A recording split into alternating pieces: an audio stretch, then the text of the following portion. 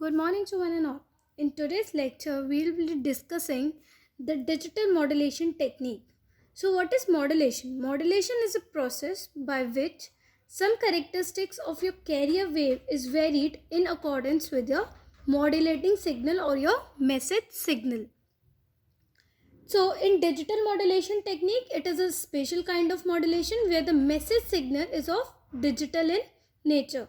So, in digital modulation technique, your switching keying of the amplitude, frequency of phase of the carrier is done. So, here we will be studying the ASK, PSK and FSK techniques. Now, today we will be discussing the ASK, that is your amplitude shift key. So, these are my session outlines which I will be discussing. This is the basics. First we'll discuss the basics of ASK, then its definition, bandwidth, modulation of ASK, demodulation, advantages, disadvantages and its applications. If we talk about the basics, so it is a digital to analog conversion technique. Now coming on to the definition of your FSK, of your ASK, that is the amplitude of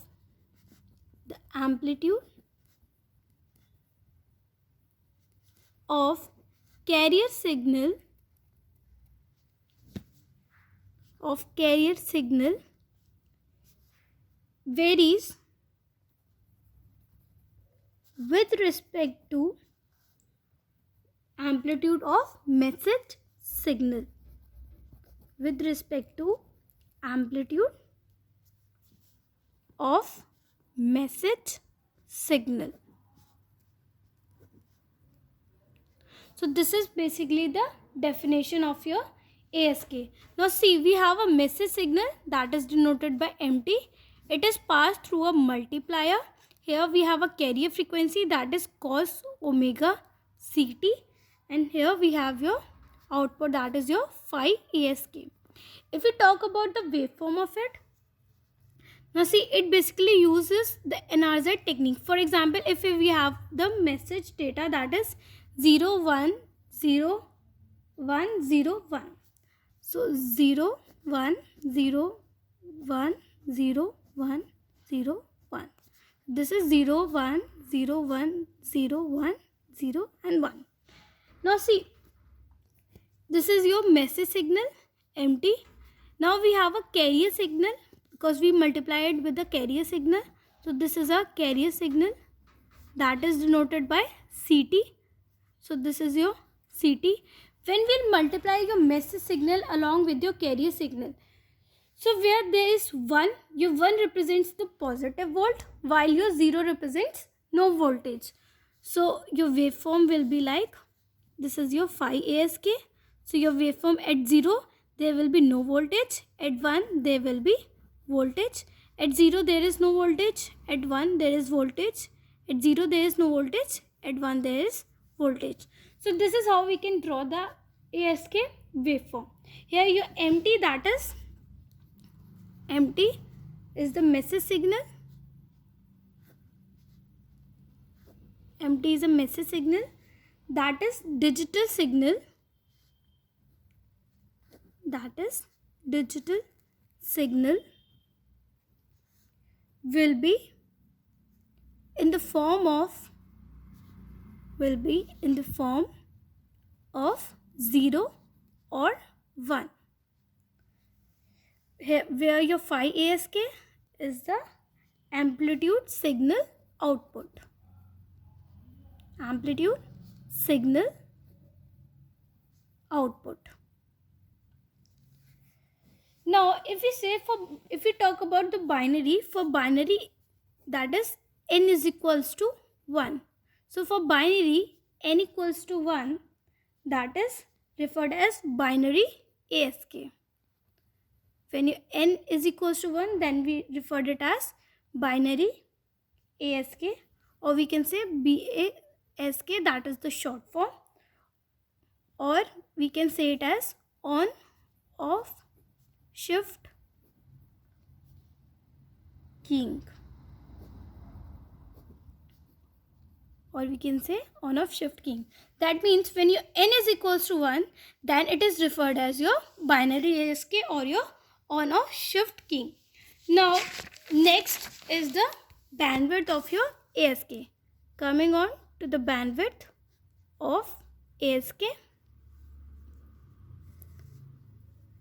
So here we have seen that this is your message signal, or we can say the modulating signal. It is passed through a multiplier.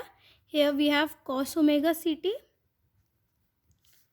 and at the output, that is your phi ASK, the amplitude signal outputs. So your phi ASK is equals to mt dot cos omega ct, mt dot cos omega ct. Now here your bandwidth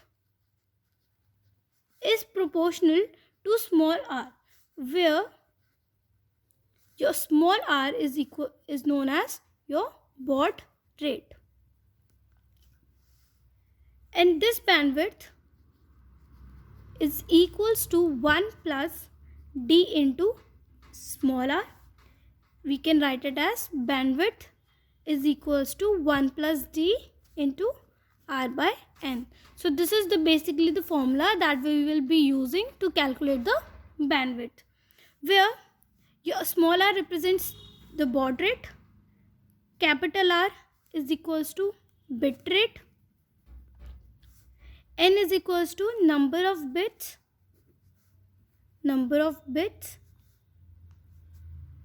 required for sample, or we can say it as elements, and d represents the factor for modulation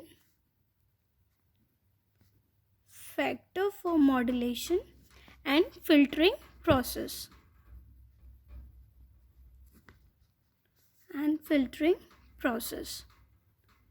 Here your d represents the range of d lies between 0 to 1. So here for ideal modulation, your d is equals to 0. For ideal modulation, your d is equals to 0. That means your bandwidth will be equals to r. When your d is equals to 0, so bandwidth will be equals to r. And when for verse modulation, these are basically the conditions for verse modulation. That is, your d is equals to 1, then your bandwidth will be, if d is equals to 1, so 1 plus 1, that is 2. So your bandwidth will be twice of r. So this was all about your bandwidth of ASK.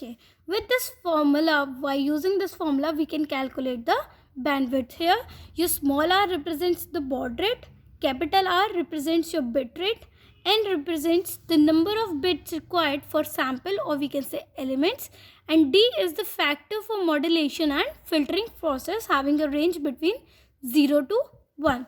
So for D, we have seen two modulation condition. First is your ideal modulation and your verse modulation.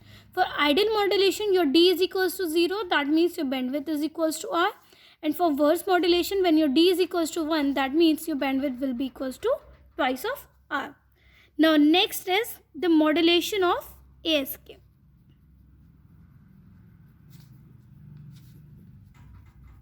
Next we will be discussing the modulation of ASK. So basically it is a process of generation of ASK.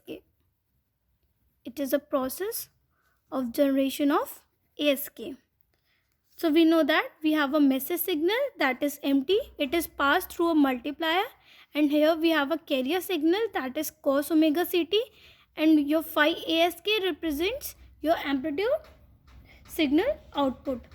So we can say your phi ASK will be equals to mt dot cos omega ct. This is the output of your phi ASK, where your mt represents 1 for positive voltage and 0 for negative voltage. So this was all about your modulation. So it is basically a process for the generation of your ASK. Now coming on to the demodulation of ASK. In demodulation of ASK, we basically use, it has two methods. Basically use two methods. The first one is your synchronous method, or we can say it is coherent method, synchronous, and second is non-synchronous. So in synchronous, we have a coherent detection, while in non-synchronous, we have non-coherent detection. So we will be discussing in brief about your coherent and non-coherent detection. So basically your coherent detection, it is an estimate of the channel phase and attenuation is recovered. So it is then possible to reproduce the transmitted signal and your demodulation. So we can write some difference between your, here we can see, first if we talk about the coherent detection, okay, write coherent, and here we have a non-coherent detection. So basically in coherent detection, an estimate of the channel and phase, the channel phase and attenuation is recovered. It is then possible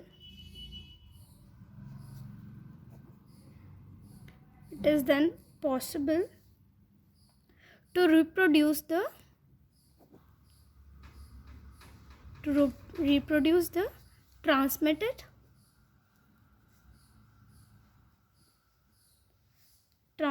signal and demodulate.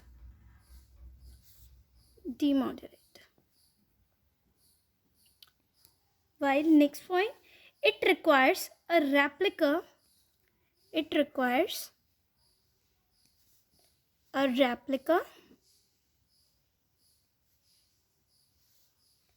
Carrier wave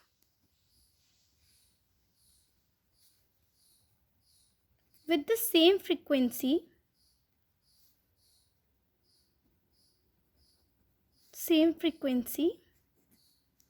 and phase at the receiver.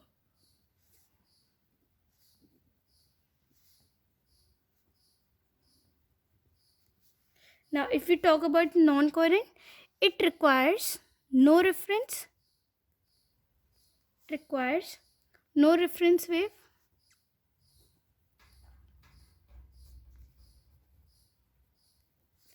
does not exploit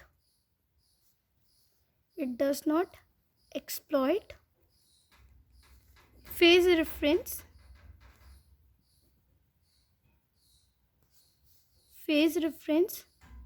information, that is your envelope detection.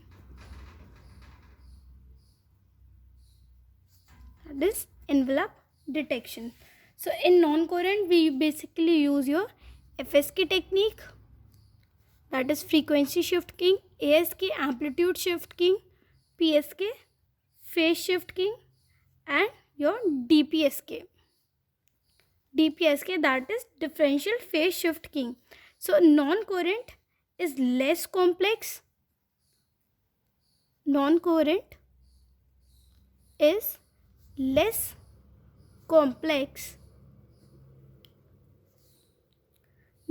coherent detection.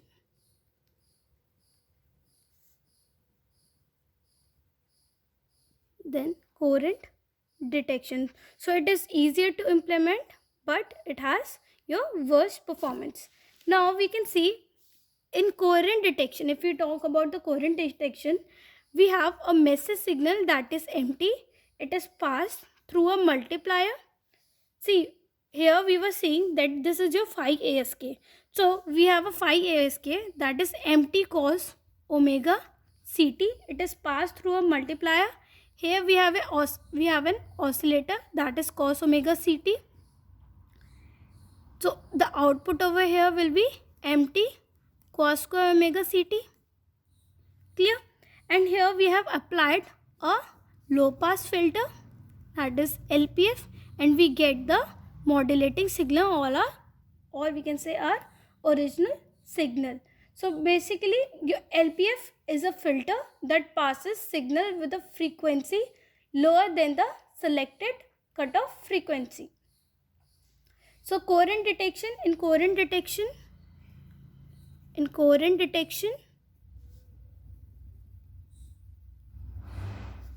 we need to have oscillator.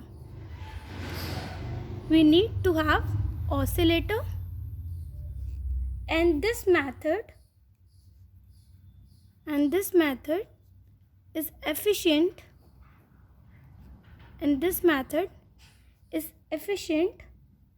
and cost is high.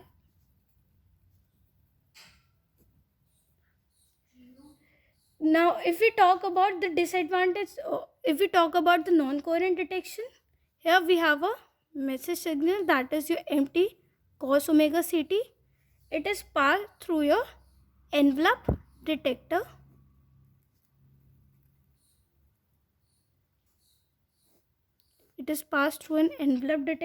And we get a original message signal, that is empty.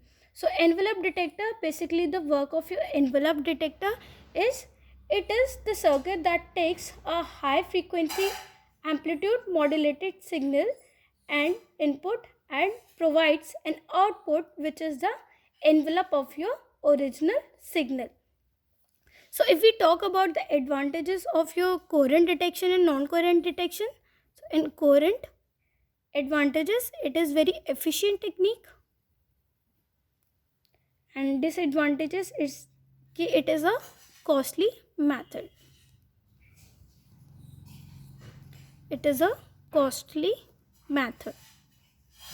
And if we talk about non-coherent detection, here the advantages, it is having low cost.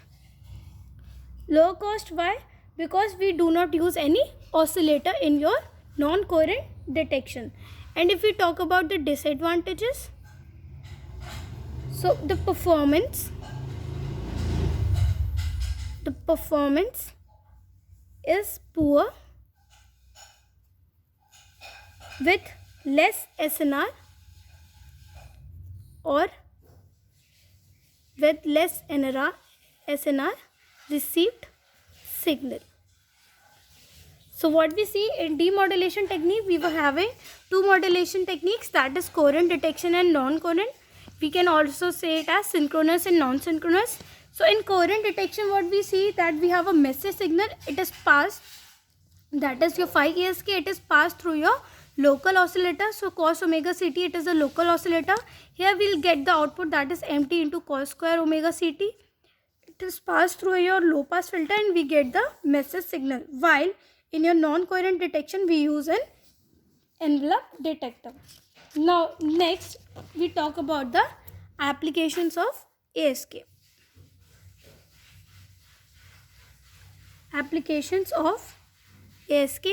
The first